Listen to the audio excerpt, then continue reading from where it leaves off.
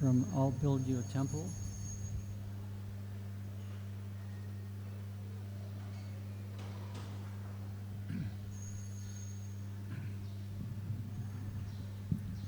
At the time of the demolition,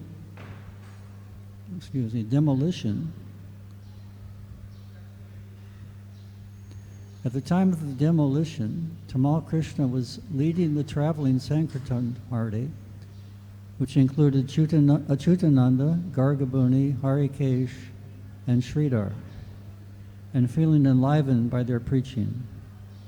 Also, he was reluctant to get involved with the problems in Bombay. But when he heard about the demolition, he immediately returned to Bombay. Because of the urgency of our situation, he flew, and the others came in groups of 3 jeeps. So Vishaka Devi and I were also involved in the early days in Juhu, 1971 to 73. And we served here, but then we went to Delhi to assist Tejas Prabhu in his program up there. And at that time, the demolition happened. So we also came back down to Mumbai to assist in the effort.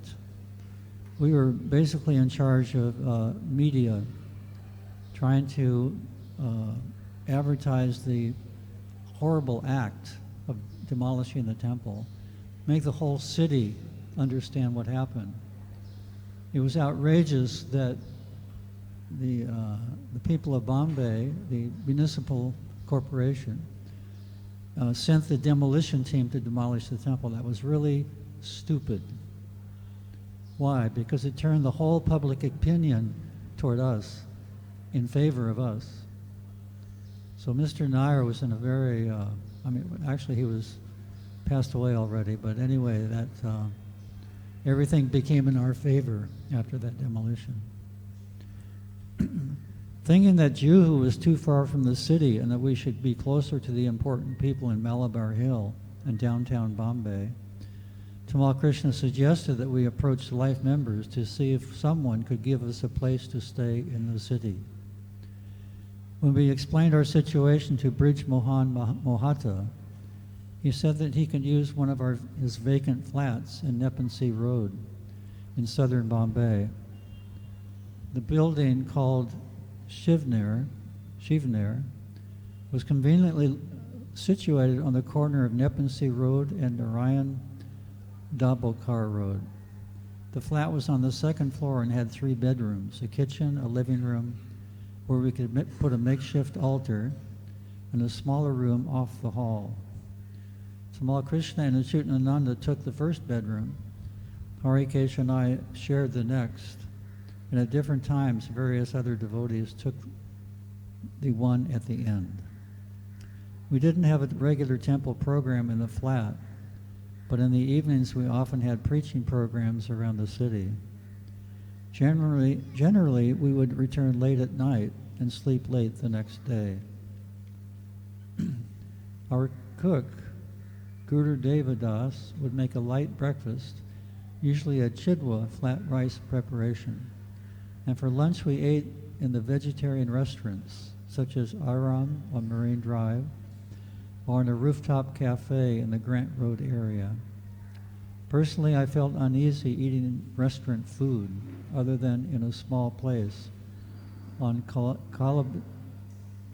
Kalpadevi Road in Old Mumbai, run by a family who cooked rice, dal, chapatis, and vegetables, and served the meal just like in a restaurant, a traditional Vaishnava home.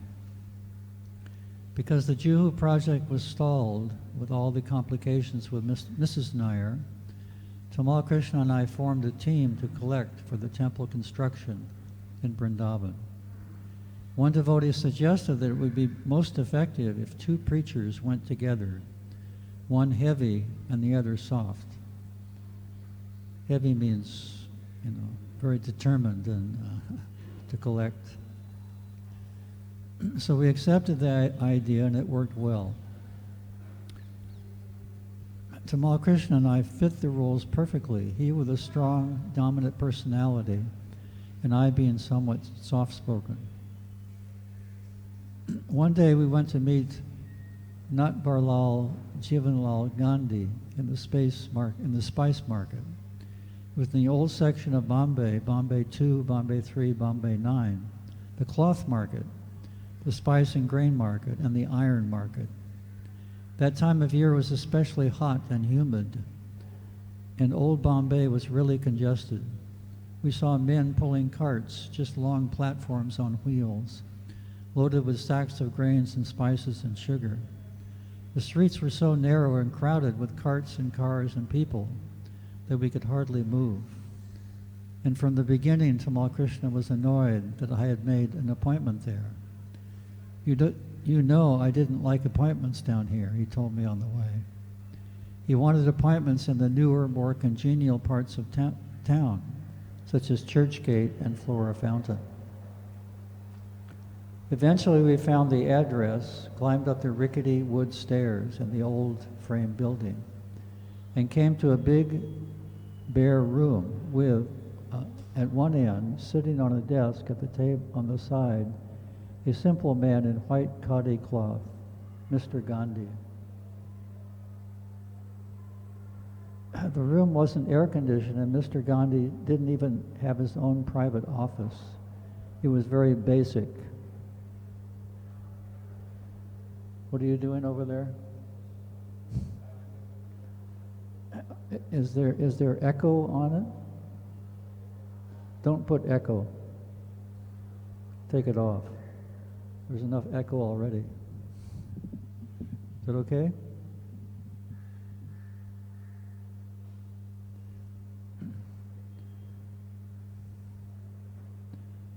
The room wasn't air conditioned, and Mr. Gandhi didn't even have his own private office. It was very basic. "Oh God," Tamal Krishna murmured, "why did you bring me here?" Tamal Krishna Goswami was very outspoken in his opinions. We sat down, but I had hardly opened my briefcase before he turned to me again and said, "We're just wasting our time. Let's get out of here." "We've come all this way," I whispered. "Let's just take a chance. We're already here. It won't take much longer."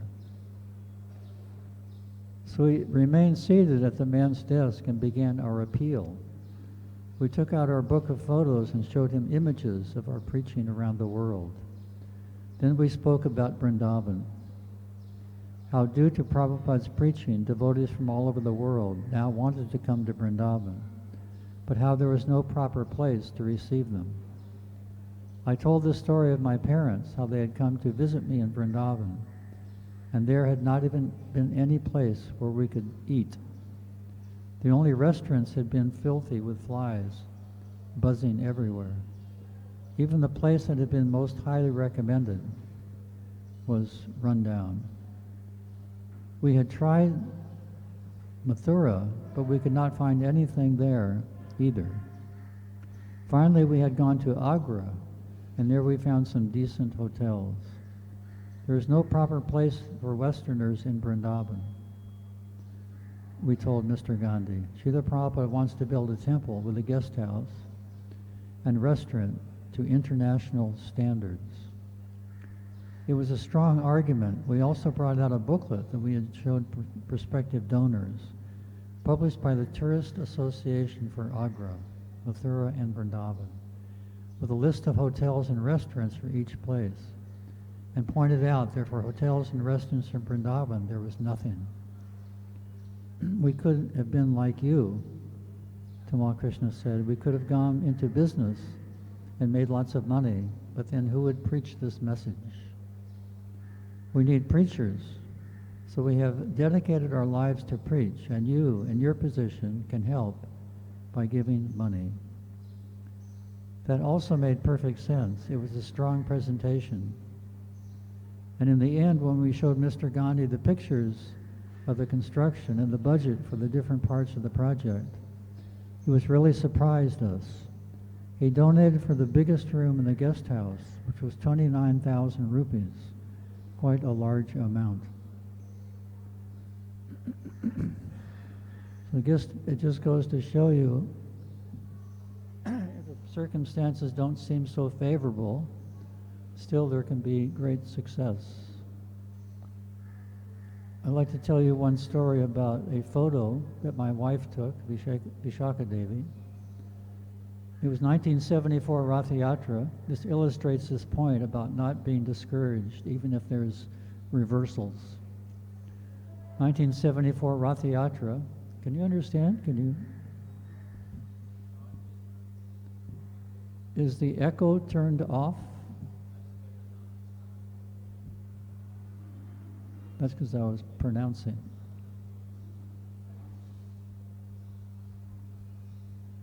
(1974) Rath Yatra, San Francisco.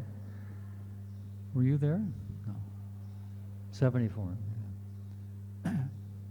Prabhupada was on the stage, and I was on the stage with my movie camera, and Vishaka Devi had her still picture camera. So she wanted to come on stage also, but there was a guard at the stairs. He said, "No women allowed." So Vishaka said, "But I'm the BBT photographer. My cameras are purchased by the BBT. I'm the official BBT photographer." And the devotee said, "No women allowed." What to do? So she became very discouraged, and she walked out into the audience, found a chair, and sat down with her facing the opposite way from the stage. And she kind of hung her head down. She was very depressed. So all of a sudden she heard the kirtan pick up, and she turned around, and Prabhupada was dancing on the stage. So she jumped up on that chair and took probably the most famous photograph of all time. And that was the audience. You could see their hands raised. You could see Prabhupada on the stage with his arms up, and all the devotees in ecstasy. Do you know that picture? So even though it looked like a very disastrous situation for her, it turned out wonderfully in the end. So we should never be discouraged, even though the situation seems unfavorable. This is the same thing. Tamal Krishna Goswami didn't want to be in that particular section of Bombay. He wanted to leave immediately, but seeing it out and speaking to the man, he was very impressed and gave a large amount. Hare Krishna. Tamal Krishna and I worked very well as a team.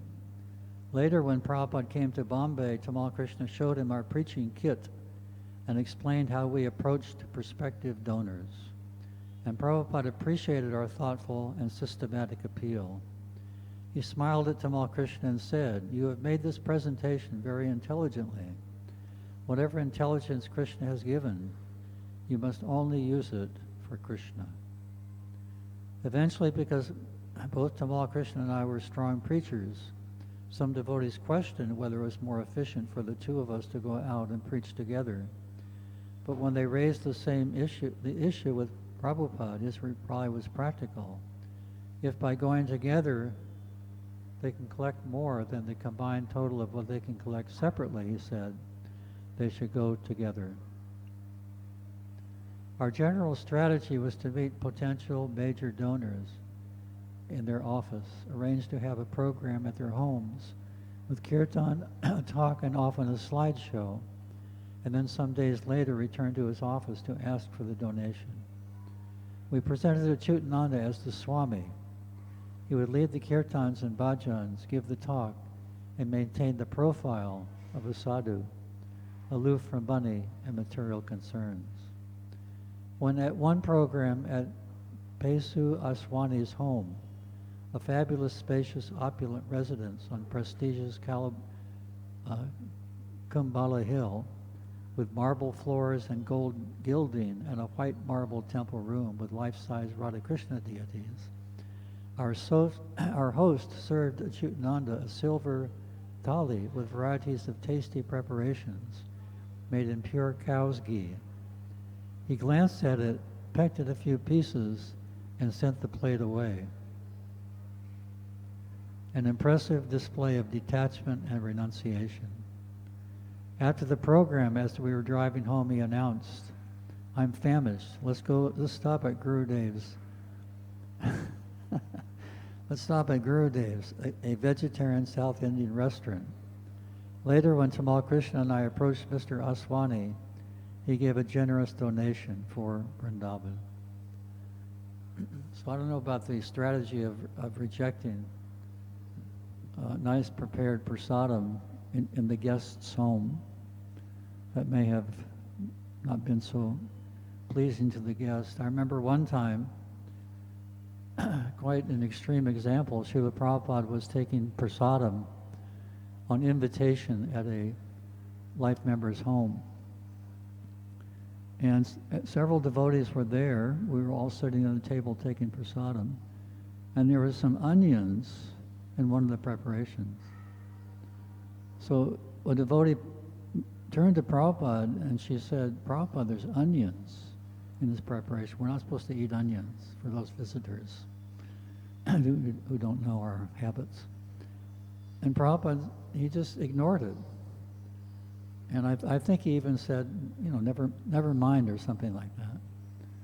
So Prabhupada, obviously, he wasn't used to eating onions. He never ate onions. But for the sake of the guest whose home he was invited to, he just ignored it. So we have to use our intelligence sometimes how to act properly.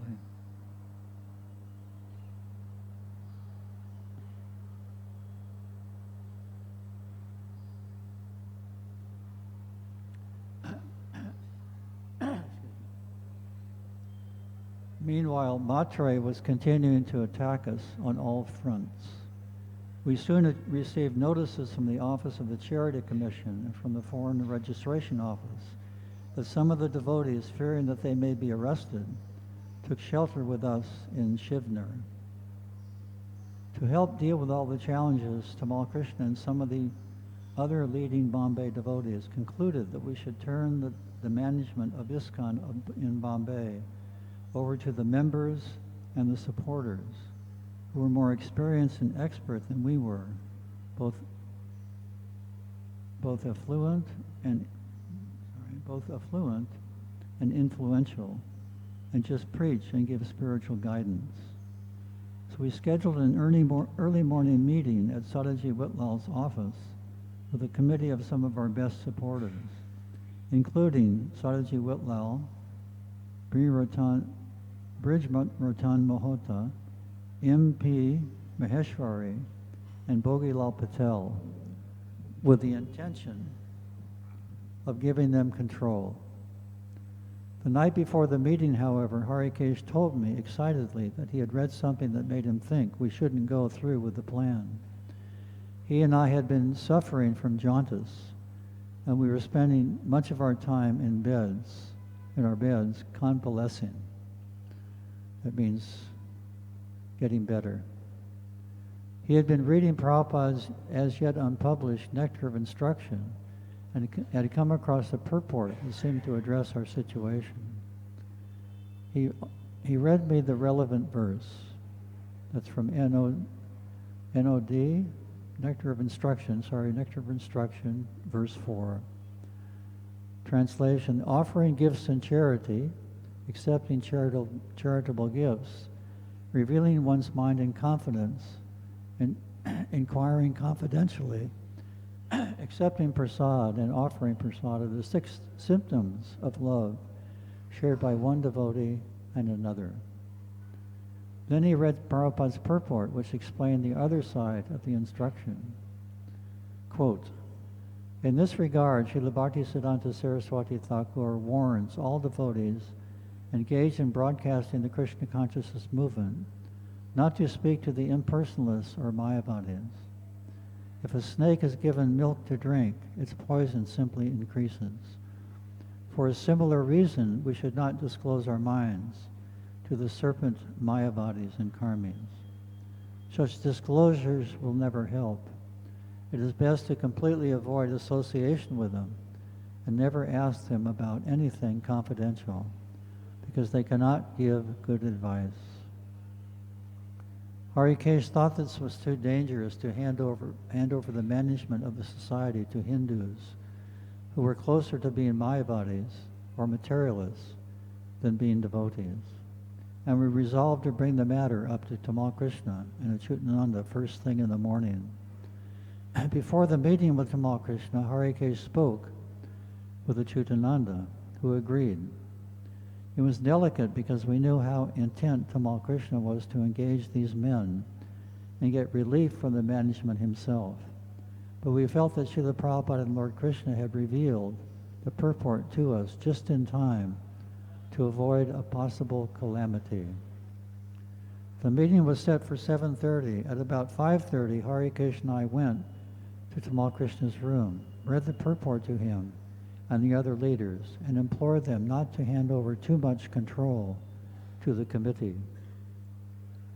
At first, Tamal Krishna was apprehensive because he had been telling the members that we wanted to give them responsibility and control. But eventually everyone in the room agreed, because most of the committee members, as pious and as friendly as they were not really devotees. They'd already tried to involve us in material welfare activities and had suggested that to attract more people, we should include famous Mayavadis in our program. So we arrived at an explanation for them that was both reasonable and spiritually valid. And at the meeting, all the members accepted or acquiesced to our retaining control of the management.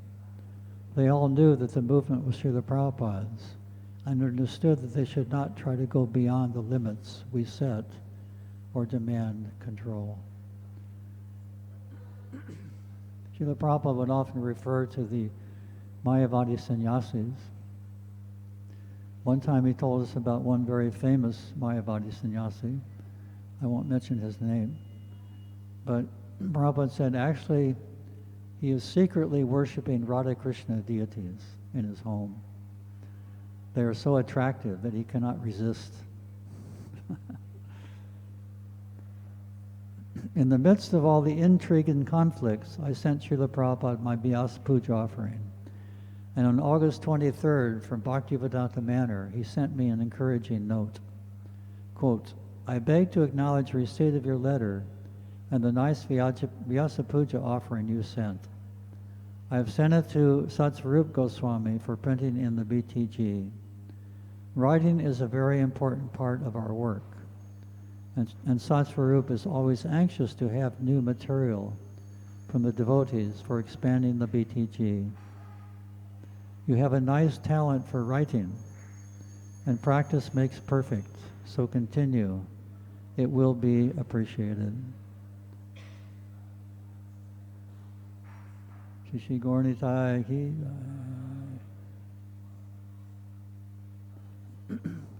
So this point about writing is very important. Actually, when we were here on Hare Krishna land, I think it was 1972, Vishaka Devi wrote an article, and it was called Srila Prabhupada, India's National Hero. And Prabhupada read the article, and he said, it is very nice, but it is not yet perfect. But if you continue to write, it will become perfect.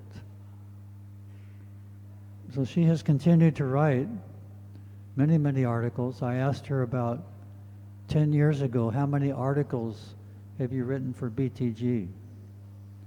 She said 108. So she's continued. Actually, she has her memoirs printed in a book. Has anybody read that book? The book, yes. Hare Krishna Mataji, thank you. The book is called 5 Years, 11 Months, and a Lifetime of Unexpected Love. So the 5 years, 11 months was her time with Prabhupada. My time was 6 years, 2 months. And she's written very, very wonderfully, actually.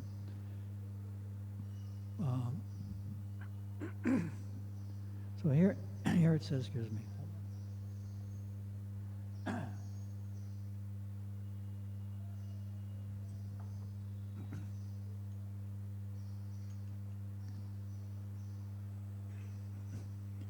So in this letter from Srila Prabhupada, Prabhupada says, writing is a very important part of our work, and Satsvarup is always anxious to have new material from the devotees for expanding the BTG.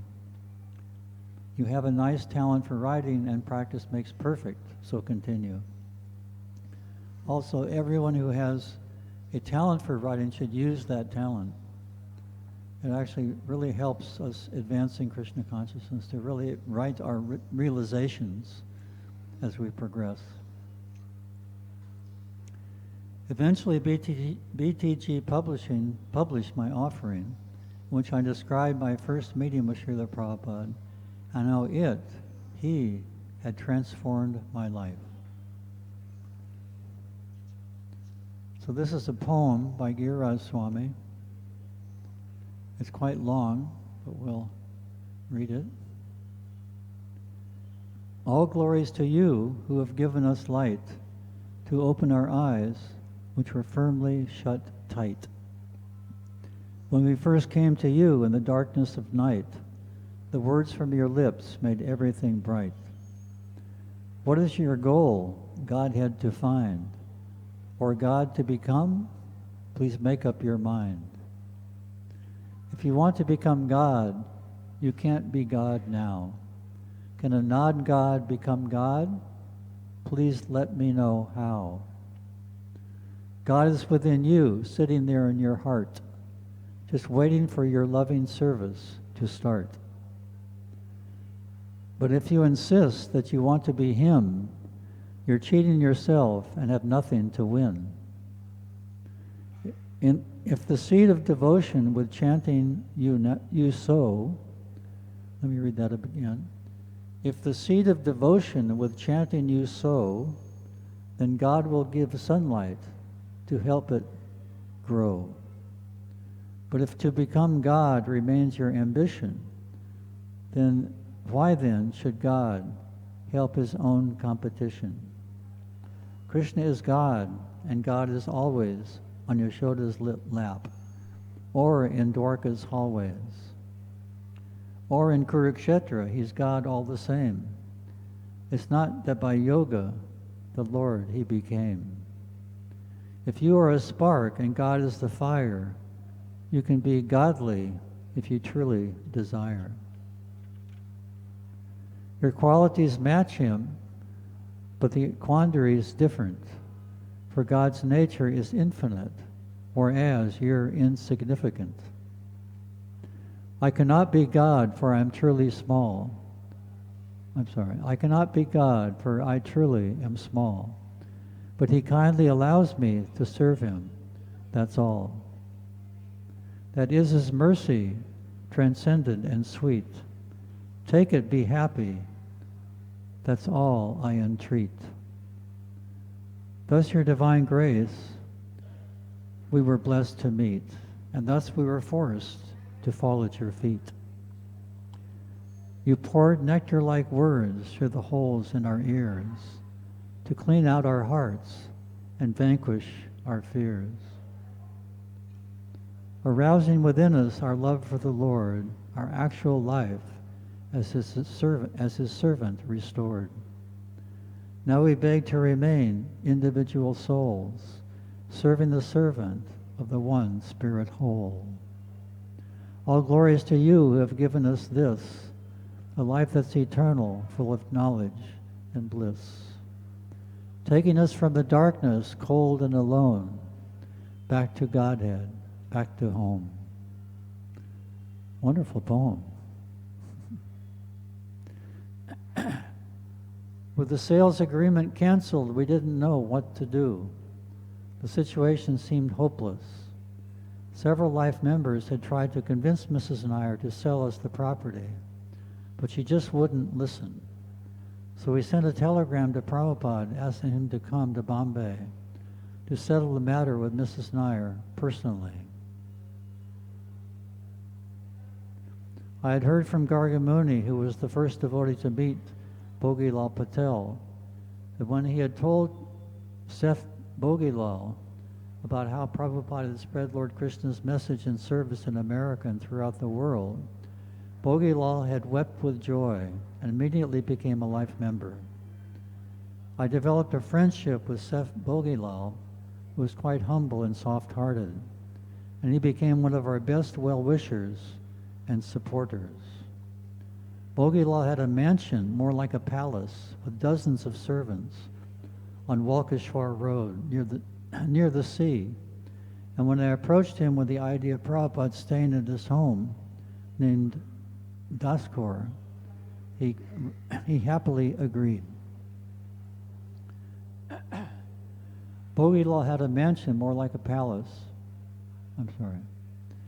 Having received word that Prabhupada would be coming to Bombay, Tamal Krishna had arranged for our entire flat to be freshly painted and for a proper altar to be set up in the hall. Sridhar cleaned the flat and got it ready with new cushions and bolsters and nice decorations.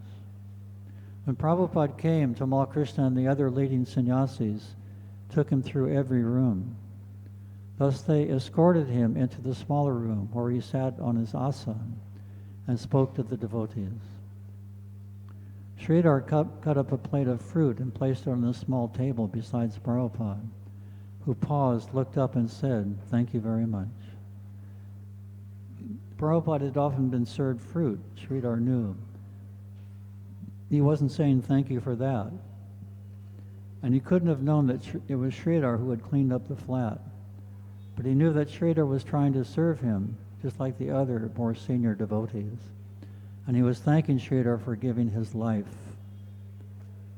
That was so gratifying when any devotee got that kind of a reciprocation from Prabhupada, Sridhar remembered. It made it all worthwhile. One time, Vishaka Devi was sitting on the steps coming out of Prabhupada's room here in Juhu when he was staying in one apartment. And all of a sudden, Vishaka sensed that Prabhupada was there. She turned around and he walked past and down the stairs. And then he turned to her and said, "Thank you very much." The same thank you that he gave to Sridhar. And she was simply sitting there chanting. So Prabhupada appreciated her just sitting there and chanting. That was service to Prabhupada, service to Lord Krishna. He did the same thing with me. I was chanting japa in Delhi in an ashram. Prabhupada's room was on one floor, and I was going around the inside corridor, passing Prabhupada's room regularly. And I passed by Prabhupada's room chanting, and then Prabhupada's secretary came out. Prabhupada's secretary came out and mentioned that Prabhupada said when you passed by that he said he is fully engaged. So we are fully engaged if we're chanting, simply chanting. That's service. Can I have a tissue, please? Tissue.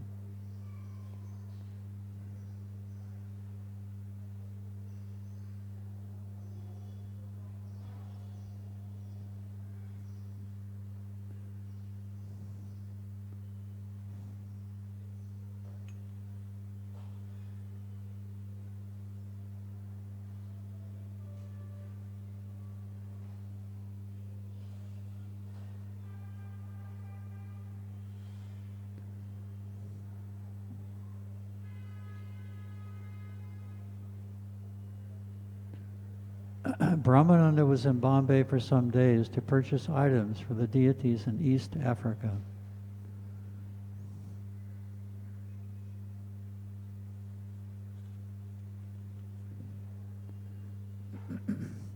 When Prabhupada asked him why he had come to Bombay, to India, Brahmananda replied, to get mukuts and everything for the deities.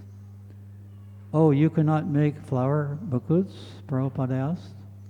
Nairobi was known for its plentiful flowers, and Prabhupada's Punjabi disciple there, Shakti Mata, had a landscaping business and a nursery with many exotic plants.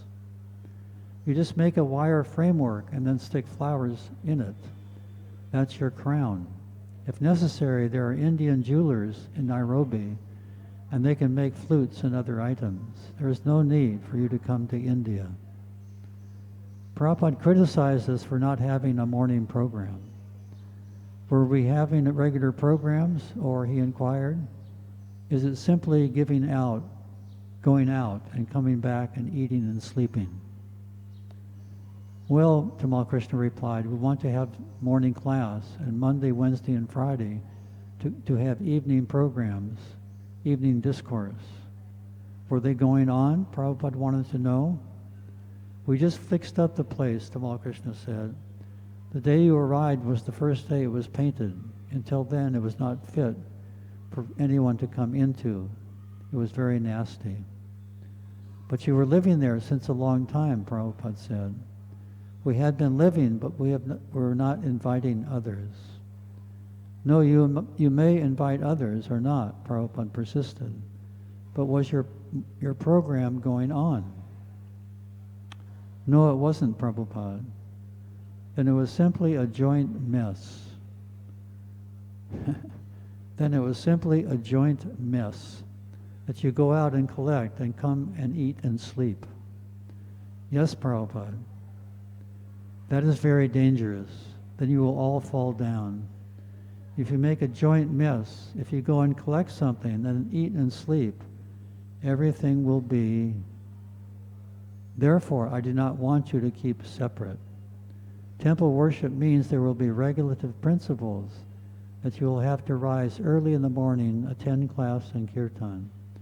As soon as you give up all these things, zero. Then it will be like karmis, as they are. Hard labor, collecting money, and enjoying senses. That's all. So Prabhupada was always very insistent. We tried to attend the programs. He was very, actually in the beginning of the movement in New York Temple, at the Henry Street Temple, everybody attended all the programs, morning and evening. If somebody didn't attend, it was very obvious. And there was, social pressure for everyone to attend. Prabhupada said, if you're sick, even if you're sick, you can be carried into the temple and have darshan.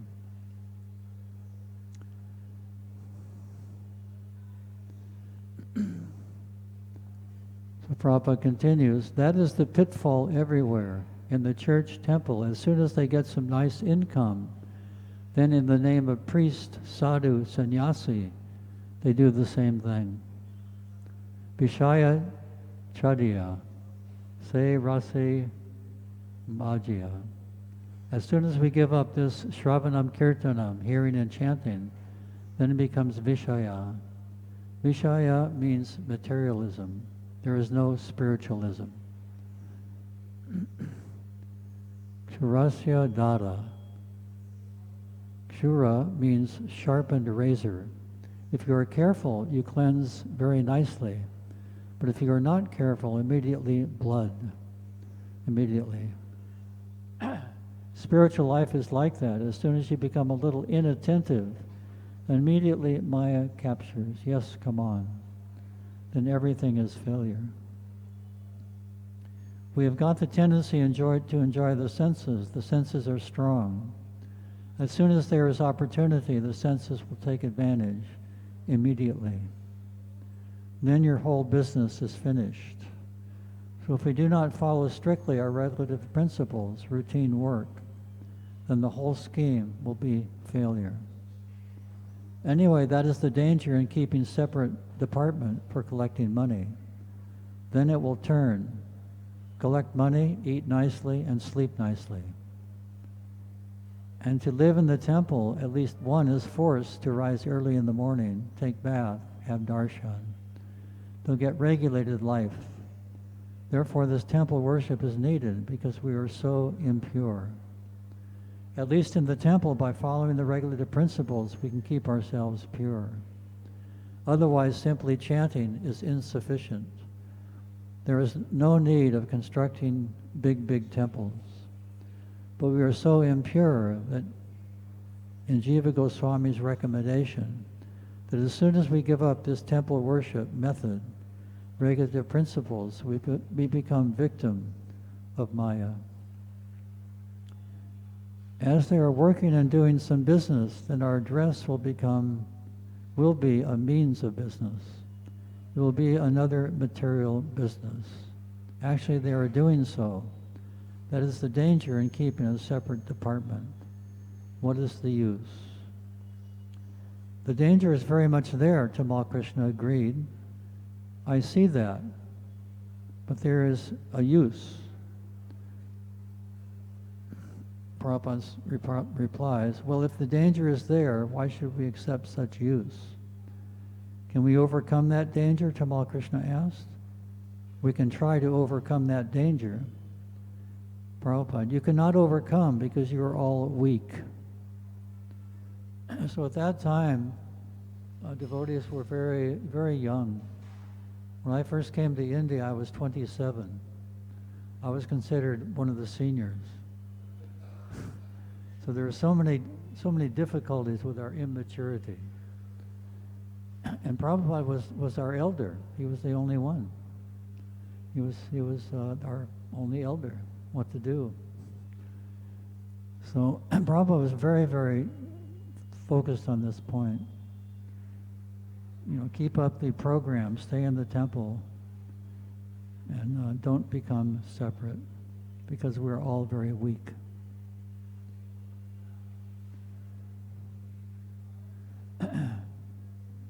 Unless you are very strong, Maya is very much stronger than you. How can you avoid it? Only one who is very, very strong in capturing the lotus feet of Krishna can avoid. Otherwise, it is not possible. All these Vilaparla Juhu gentlemen, we are daily coming to their city business, and it is very difficult for us. Tamal Krishna replied, they have an office, though, that they come to in the city.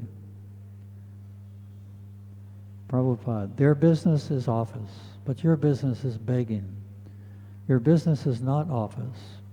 They have to direct so many things from there that we can do. Anyway, even if they have an office, they come in Bombay, Calcutta, even from 100 miles away. If there is no such program, deity worship regulative principles, then it will be a joint mess. Hotel, transcendental hotel, and transcendental fraud. This will go on. The business will be transcendental fraud, and the life will be transcendental hotel. Nowadays, modern civilization, as we are accepting, there is Jeep, there is telephone, everything is there. One can conduct his activities from anywhere. Tamal Krishna, but it didn't work last time. They stopped their preaching. The last time everyone moved to Juhu, they completely lost contact with all the life members in the city because they found it very difficult to continuously go back and forth. So keep it just like a temple, Prabhupada said. Achyutananda inquired, the Nepean Sea rode flat downtown. It should be kept like a temple. Yes, the temple routine work must go on there, but no deity, Tamal Krishna said. Prabhupada, deity, there is a picture, that's all right. You think that the picture is not the deity? There are 8 kinds of deity. Picture is also deity. Even thinking of Krishna within the mind is deity. But we are not so expert that even within the mind we can worship the deity. We are gross men. So you must have deity worship. Otherwise you can worship deity anywhere. Sit down and think. But the method must be there. Mind is also a material thing. And if you think of Krishna's form within the mind, it is as good as you worship Krishna in the temple, made of brass or wood or stone. Because both of them are Krishna's energy. Krishna's energy is not different from Krishna. Krishna can accept your worship in any of these so-called material elements. Actually, these are not material things. Material means the desire for sense gratification. That is material.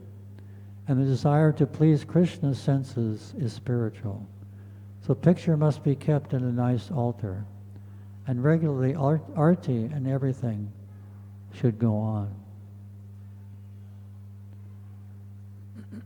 So there was one lady who was taking Srila Prabhupada morning walks every morning.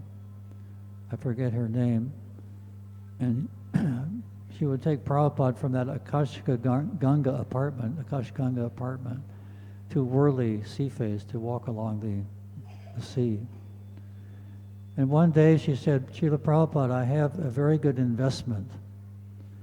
And I'd like to tell you about it. Because if you invest money in this particular investment opportunity, you'll definitely make a lot of money. And your disciples won't have to go begging. And Prabhupada said, I want them to beg. And he didn't want to hear about the investment. So we should remain like that as beggars, Krishna's beggars, and not let opulent life, be a distraction. This is such an opulent temple, so we have to be careful not to make that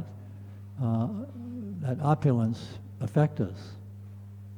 That's very easy to happen. So once we actually give up desire for sense gratification, then we can make advancement. Many times devotees ask, how can I make more advancement more quickly? What can I do? That's really the key, to give up all desire for sense gratification. And that may take a long time, but never give up that hope. So we'll end here. And are there any questions or comments?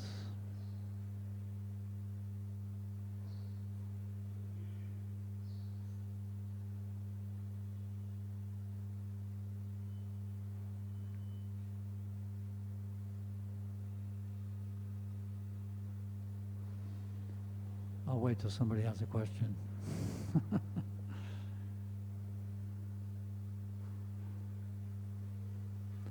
Okay, thank you very much. Srila Prabhupada ki jai. Huh?